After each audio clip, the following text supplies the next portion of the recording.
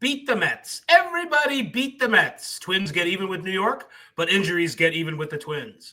Correa's had a wrist injury since last year. I wonder if that's why he can't hit any fly balls. Wallner becomes the latest Twins player to go down with a hamstring injury. This is all the same game, by the way. All we can say is you better have stretched because it's time to get Locked On Twins.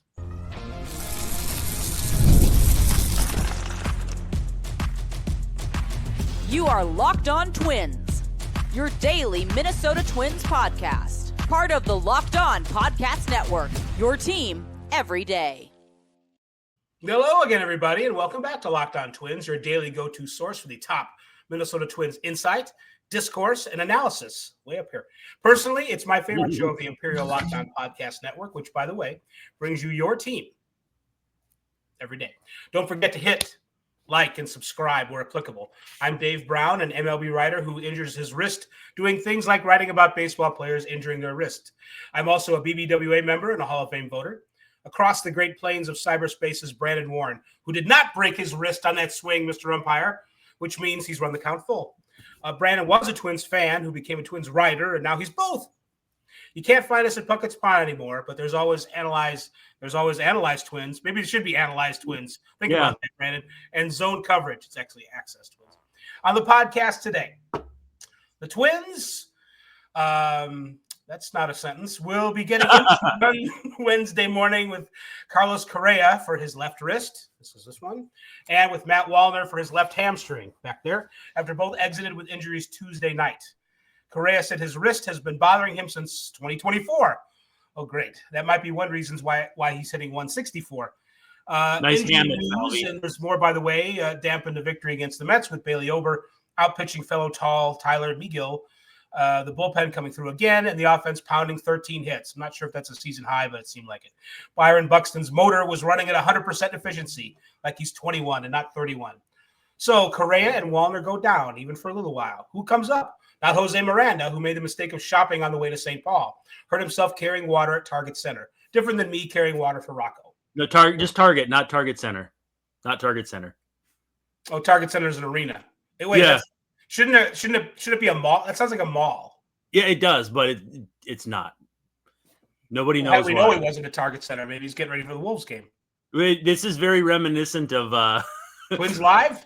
No, what we just watched. We were watching Nate Bargatze, and why do they call it Target Center? Nobody knows. But before we get to the details on exactly where Jose Miranda was when he hurt himself carrying water, today's episode is brought to you by Gametime. Download the Gametime app, create an account, and use code LOCKEDONMLB for $20 off your first purchase. What time is it? Game time. Game time. So, Brandon, I was complaining yesterday about how when the Twins lose, they can't do it normally. Yeah. It has to be some kind of hellscape painting. And even yesterday, they won, and it was a fine game, I guess. But Carlos Correa goes down with a wrist injury in the fifth inning. Matt Wallner goes down with another hamstring injury, more soft tissue for Nick Paparesta to massage. In the first inning, running out a ground ball to first. So now where are we? Yeah, it's the tough thing is the quick turnaround for an afternoon game too, and so you can't really be two guys short. So you probably have to make a pretty quick determination on one or the other, don't you? I would imagine so. I mean, they're getting imaging on both. I can't imagine. I mean, I could see where Correa, where it's nothing. Where it's like, he did come out of the game. That wasn't good. But I could see where maybe 24 hours later he tries to play. Wallner with a hamstring, and such a huge hamstring, I would not risk him playing. I mean, I guess maybe you DH him and he doesn't run at first, or you keep him on the bench in some kind of emergency. But I would think you have to get the light rail shuttle going from St. Paul pretty quick. Yeah, I think I would go with Carson McCusker on the open 40-man spot personally. Right. So I would too. He's hitting well down there. It's about time. You know, he's in other realities, you know, on the Amazon show about the Twins multiverse, you know, he's already come up and maybe even made an all-star team. I don't know. But yeah, Carson McCusker seems right. and his name is Fitzgerald. What's his first name? Ryan. Ryan, yes. Ryan. Not Tyler. Tyler is the Giants. The Giant. He's not the Giant man, but the San Francisco Giant. Ryan's got no major league experience. He's got AAA experience. He was with the Royals. It looks like he's got some power. I have no idea about his defense. I remember him making a couple good plays in spring training. Who knows what that means? I think he would be the guy if Correa is hurt, if they need a shortstop, which they would. I keep looking up the wrong guy because I'm like, oh, Fitzgerald played every position last year for that's the wrong one. That's the wrong guy. You can't borrow him from the Giants. They're not going to allow that. Yeah, what is this? Soccer? This is not weird soccer rules. No, maybe it's no, but he hit pretty well at Omaha last year, and St. Paul picked up right where he left off. He's 31, turns 31 in June. So he's coming up on his 31st birthday, which is how old Byron Buxton is, by the way. We'll talk about that later. But what's a real shame is that this probably would have been a good chance for Peyton Eales to make the major leagues if he wasn't hurt. Which I didn't even realize. I kind of wondered where he was and why he wasn't playing. And Theodore Tollefson said he's actually, I still don't know why, but it's some kind of injury, and he's on the IL down there in AAA. So right by all the water, Eales. I mean, come on, it's ridiculous. Our friend Tom Schreier, he calls him. I'm glad that you electrocuted me to give me that joke. By the way, yeah, he calls him Tom Teddy. Schreier, yeah.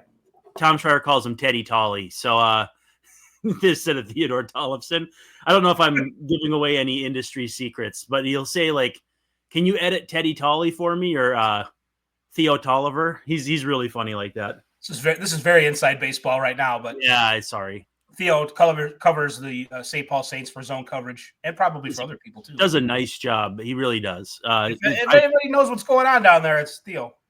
Yep. So, well, I mean, we can dwell on the apparent cursed nature of the franchise right now. I wonder. I saw Correa yesterday when he did that. When he swung, hit a foul ball, it was somewhat chilly. Maybe that had something to do with it. I thought it was maybe his hammock. I could go lay down in a hammock, but I thought it was his hammock bone, that wrist joiner thing. I don't think that's what it was, but he did in the inning before make a diving attempt, a really nice defensive play where he had to prop himself up with his glove hand. And I wonder if that exacerbated it. I mean, this is just complete speculation on my part, but this is an injury that he says has been giving him trouble since last year. Well, that would explain a few things, wouldn't it, Carlos? We asked him, are you healthy? And I think we didn't specify anything about the wrist because we had no idea that there was a wrist problem. But he said, yeah, I'm doing great. And, his fingers were like this behind his back. They were. Yeah. So that would explain the 164 batting average and the can't get any lift on fly balls and lots of ground balls to shortstop more than usual, and his cratering launch angle in general. So, even if he's healthy today and in the lineup in some miracle, it's not a good indicator to me that he's going to be able to be the best version of himself. And we were so excited in spring training about having all these guys back and healthy. And apparently Byron Buxton, who is kind of the most, had the reputation for being the most fragile of all, is now Iron Man. He's impenetrable. He's impossible to hurt. So all the good juju has gone on Byron, and he deserves it. But there are more guys on the team than just Byron. That's why I said nice hammock, Falvey, while you were doing your little intro spiel, but I don't think it came through. But no, I think I don't want to jinx it, but I just have this weird feeling of calm about Buxton's health right now. And it's been tested. Even the slide into home on the contact play, which the people and I have been arguing over whether or not it's a good play. He slid over and around, or he missed France's bat. And that just feels like the kind of thing where, it would have given him a strained oblique, like he would have landed on it or contorted around it, and it would have been a 6-week injury.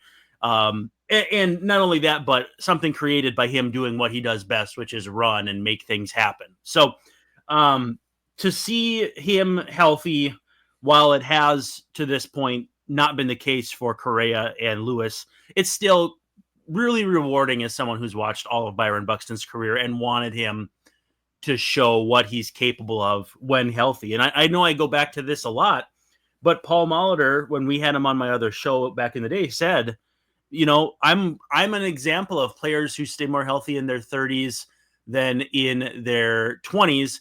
And he said, it's not likely that players are that way, but if anybody could do it, it's Byron. And so he told Byron that. He just said, hey, keep plugging away and someday your time will come. And I think that might be the case here, which is certainly a positive, because he's worked so hard and he's such a good dude and he's the leader of this team. And you can't be a leader who doesn't play. Yeah, from your lips to God's ear and all that stuff. And speaking of which, it's time to break, and we're going to say hi to Prize Picks. And when we come back, we're going to talk about Jose Miranda's trip to the ball. Well, hey, quickly, just coming out, Matt Wallner out of the lineup today, but no roster move imminent. Deshaun Kiersey is playing. Anyway, is Correa in the lineup? Nope, Willie Castro. It's we're just breaking news here. Eddie Julian at second, Buxton in center, France at first, Larnach DHing, Jeffers catching, Brooksley at third, Willie Castro at short, Deshaun Kiersey in right, and Harrison, don't call me Bad Bader, at left field batting ninth. So that's the lineup today. Now let's go to break.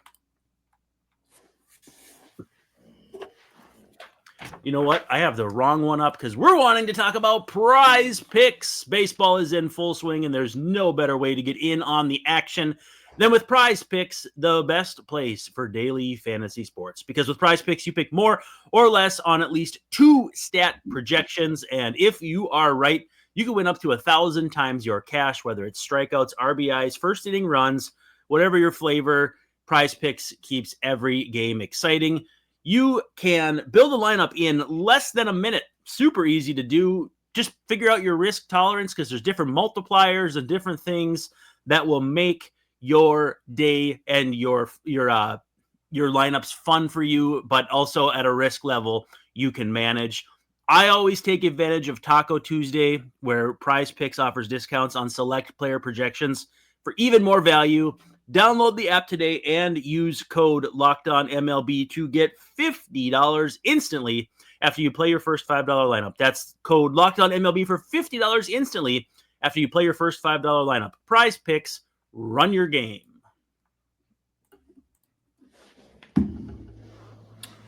Locked on Twins has returned. Brandon Warren and Dave Brown. Hey. Yeah. So did you catch the part of the game where Rocco was interviewed in game? I missed it. I knew it was happening. I didn't expect it to be anything, because mostly those interviews are not any good. Right. Although I speculated that Rocco would have put more work into it than he should have. So maybe it was okay.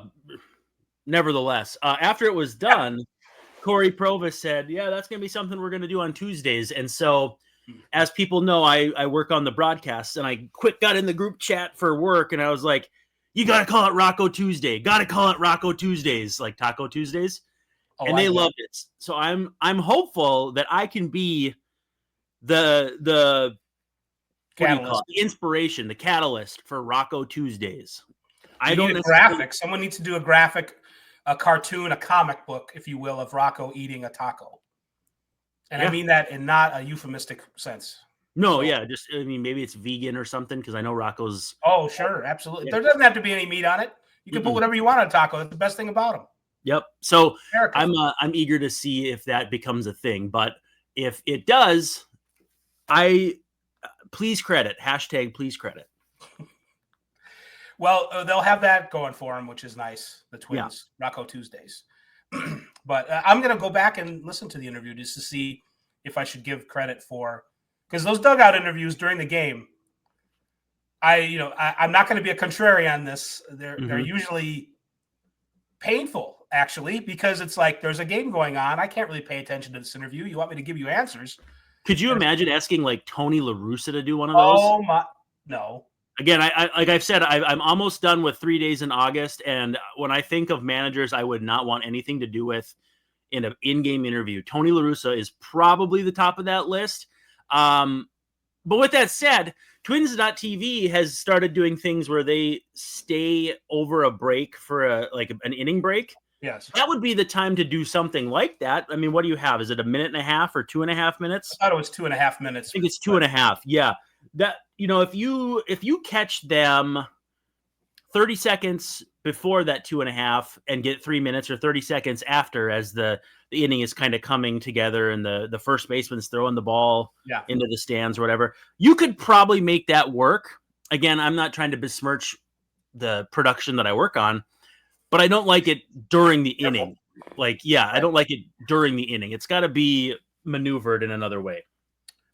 Did we hear a player on the infield interviewed?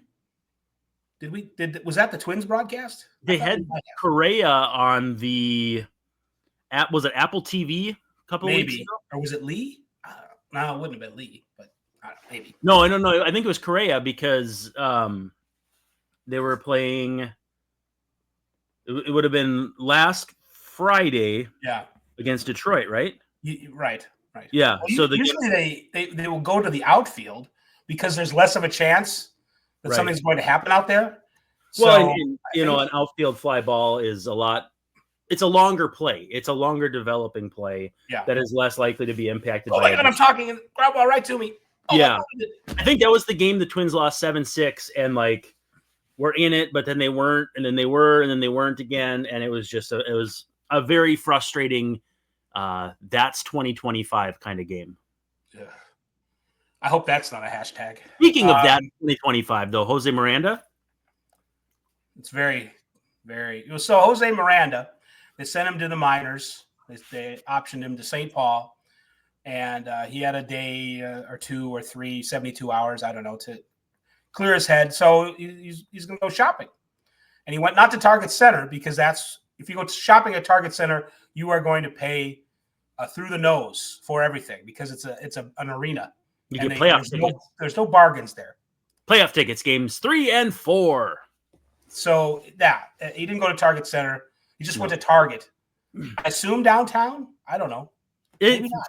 I mean, probably because he's not going to move. He's living somewhere downtown, I'm sure. So yeah, I would imagine a downtown Target, which is it's just so it's tinged with such twinsy irony that he gets hurt at the place that has the naming rights to their stadium. So he kind of this was Bobby Nightingale's reporting. He kind of dropped some water or almost dropped it and lunged and then hurt his hand saving the water or something. And he strained his hand, which maybe I've seen it and I forgot, but I don't think I remember ever seeing that before. Hey, this is a cautionary tale to all dudes. Just get a cart, man. Just get a cart. Because I'm imagining he's holding the water like this. He's probably got some steak and some meat and some protein and then he just kind of the plastic kind of seized up on him and he tried to fit, I can imagine what happened here. And I think that it was just get a cart, man. I know a cart, you probably don't feel all big and strong without a cart, or with a cart, but get a cart, man. Something to lean on. You go to the store. It encourages you to buy more. And I think, in these cost saving times, people don't want to necessarily do that. They want to be Spartan and, get only what you need, only what you went for. Well, especially when you risk it, fill up the cart. You just got sent down. You got to be more cost conscious. But otherwise they could bring him up and he could play third or something. The funny thing is his turnaround. He had a turnaround in his first year where they sent him down, and he never actually got to the minor league team and got called back up because of an injury. And it was like that. Right. He completely turned. And so that could have been a recurrence of that if for the grace of God he back to the team and maybe Correa goes on the IL or Wallner goes on the IL, but now none of that is an option with this strained hand, which again, like you said, and like I thought, there's a first for everything, and this might be one of those. So we still haven't heard anything about a move. We've got a lineup for today, and Wallner and Correa are not in it, but we don't have anything definitive on their. So it looks like they're going two men down. No Wally World, no North Korea, so it's a lean one today. That's kind of some bad luck with the day game coming after the night game too. Some good Twins luck there. So that doesn't happen to other teams. And Christian Vasquez is dinged up. So I mean, the bench is right. And I thought Jeffers was dinged up with a similar type of injury the day before, his bloody finger. So that leaves Mickey Gasper on the bench, and that's it. That can't be it, right? Well, why wouldn't it be? You got I Wallner, guess there's only 4 guys on the bench, aren't there? Wallner, Correa, and Vasquez all dinged up. So that you're going to see these. This is the prime 9, as MLB Network would say. Well, can they after the game starts? They can't make a move after the game starts, so they have 3 hours ish until they get somebody down there. Can Rocco can't still play? I don't think so. But he was younger than Nelson Cruz when Cruz was on his team. I mean, he's still younger than Nelson Cruz, but not many managers younger than the players that they manage, I suppose. Rocco is, I think, 81 birthday, and Cruz was a 79, I think. Yeah, or an 80. No, he's straight up 80. He's like July 1st. Yeah, you're 80. Right. That's right. So, yeah. All right. Well, while we sort out the Twins bench, which apparently is one person long right now, we are going to take this one person pretty short. Oh, well, if you have a few hours to get to Gametime or to the game, you can go to Gametime and possibly play for the Twins if you have a few hours to get there. Yeah, don't get there too early or they might grab you. There's nothing better than catching an MLB game live, the crack of the bat, the roar of the crowd, the smell of ballpark food. If you're looking to go last minute, Gametime makes getting tickets easier than ever. With last-minute deals, all-in pricing, and a lowest price guarantee, Gametime takes the stress out of buying MLB tickets. Plus, tickets drop in price as Gametime gets closer, meaning you can score an incredible deal. Gametime is the official ticketing partner of Locked On, and as the Twins get going here, more regular season games in nicer weather. It's pretty nice out today, I'll have you know. It's almost 50 degrees, but we're a few hours from game time, so don't make fun of me if you're in a warm climate. I think 50 degrees at this time of morning is actually pretty nice. But, yeah, check Gametime out. You get last-minute tickets, and also, too, seat views. Love the seat view. Know what the view of the field, or if you're going to a concert, the stage is going to look like. They can show you exactly what that's going to be like. And as I always say, toggle in that all-in pricing so you know what you're going to pay from the beginning of the transaction to the end. Take the guesswork out of buying tickets with Gametime. Download the Gametime app, create an account, and use code LOCKEDONMLB, and you'll get $20 off your first purchase. Terms do apply, but again, create an account and redeem code LOCKEDONMLB for $20 off. Download Gametime today. Last minute tickets, lowest price guaranteed. Home stretch of Locked On Twins. Excuse me. Excuse me again. Dave Brown here. Hit the cough button, the Cough Man Stadium button with Brandon Warren. David Festa going today, right? Festa's going, right? Right? Zebby continues to not rake, but whatever pitchers do, shove down AAA. He was absolutely phenomenal again, and it is Festa against one of the Resta because the Mets did not announce a starter after using, I think Max Cranium was going to be their option as kind of like a bullpen game starter if he hadn't been used. But Griffin Canning getting canned with an injury, or not injury, an illness, so he's not pitching, which would have been an interesting pitcher to watch because, he's got some elements of his game where you're like, that's a pretty good pitcher in there if you can figure it out. Right. But he just hasn't put it together enough yet. Kind of reminds me of like Andrew Heaney or I'm trying to think of the other lefty that kind of constantly comes up. Yeah, on the Angels. Well, Patrick Heaney is Sandoval. Sandoval is another good one. But there's another one who's I think out of the league now, who I always think of as like, oh man, if this guy could just put it together, and now completely escapes me. So with the bullpen game for the Mets, it's an opportunity to win 2 in a row, which the Twins have not done. I'm sure I'm ruining it by mentioning it, just putting it out there in the beginning. But they have not won 2 in a row in about 2 weeks since they beat the White Sox for a second time. And they have not won 3 in a row, to get way ahead of ourselves, since August 14th or something like that last year. So it's not too good, Al. It's not too good. Some good things, though, that happened in the game last night. He didn't go deep pitching in terms of pitches, and he was kind of hanging stuff toward the end, Bailey Ober. But he got the job done, gave up a couple home runs to the likes of Juan Soto and the polar bear, Pete Alonso. But he was good enough. And so that's good. The starting rotation continues to do well. The bullpen did pretty well. Cole Sands is still, I feel like he's fine-tuning it, because he left one down the middle of the plate that could have been hit a long way and wasn't. Yeah. Jack's pretty good. I think he struck out the side again. If he gave up a hit, though, so I don't know. Or maybe he didn't. I don't remember. But, well, it's nice to see things going in the Twins' direction that weren't before. Griffin Jacks, even the Francisco Lindor booted ball that led to a run. Like, you just look at that, and all you can think of is, man alive, that's the kind of thing that happened to the Twins for the first 2-3 weeks, as opposed to against the Twins. And so it is, as the beautiful game does, kind of seems to be evening out. Alex Wood is the other guy I was thinking of. Oh, well, he's not an Angel, though, so I wasn't thinking of him. He's a Giant. I wasn't thinking of Angels either, because Griffin Canning is a Met.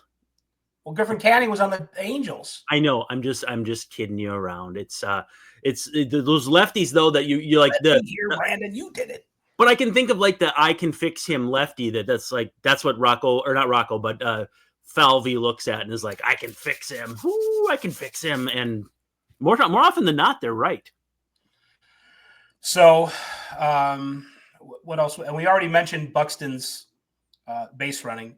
A funny thing that happened last night. We talked about Ryan Jeffers in the lineup today because there's no other catchers available. I guess you could go with Mickey as a starter. Respect Mickey. Right. Oh. Sure. He hit a home run last night that looked like a home run, then didn't look like a home run. It bounced off the top of the fence. I have a thing about this. Now, I know Target Field is lovely. I would say it's a top 5 ballpark, and that's just off the top of my head, maybe even higher than that.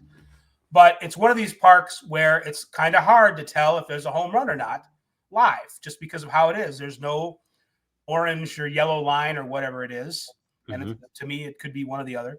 There's, there's like a receded background with some flowers and whatnot. It's just really hard to tell. If I were commissioner, Brandon, I would have put down an initiative to make it easy, or at least easier for umpires to tell if it's a home run. You know what I would do? Waste all this time with replay, and it's never quick. Yeah, no, I would do like you have to have a little bit of a slant to the top of it so that the ball either kicks out or stays in. Yeah. Then you have really no question. Like, I understand the yellow line. I understand all of that. But this is just what I came up off the top of my head. If you slant that top of the wall just a little bit, the ball either comes back or goes. It can't hit there and not decide one way or the other. So that's my off the wall idea. All my ideas are off the wall. Get it? Because we're talking about a fence. I did not. This is why we work well together, because I don't always understand when I'm being unintentionally jokey, and you pick up on it. So that's good. They do that, by the way. They've done this idea of yours in Kansas City. The right field fence, and maybe the left field too, is slanted that way. It is done. It's easier for fans to reach over, but they can't reach. They're not Plastic Man or whoever the Fantastic Four guy is. Because they can't, nobody has arms that long. And, so they've done it that way. So it is easier for the ball to react and for umpires to see and all that stuff. So this is a workable solution. So what have you done today? You've decided to Taco fix the Tuesday. fences at you Taco Tuesday, and you fix the fences at Target Field, so the umpires won't be lost anymore. And I ran the Roomba in my living room. So, I mean, I am really cooking today. That's awesome. You're 3 for 3. We're going to see if the Twins can be 3 for 3 today. Call me Ryan Jeffers, and I get hit by a pitch next. We want to thank you for making Locked On Twins your first listen today, number 1. For your second listen, check out the all-new Locked On MLB Game Night. Every game, every night, all season long. Get local analysis on a national scale. Find MLB Game Night on Locked On MLB on YouTube or wherever you listen to podcasts, such as this one. So for Brandon Warren, this is Dave Brown, wishing you all a very pleasant good evening, saying that we will, after the Twins, Alexei Casilla tomorrow night. Wow, that was our best one in terms of lockstep. It was, but now we're talking all over the silent part. We're saying the silent part out loud. Well, it's okay.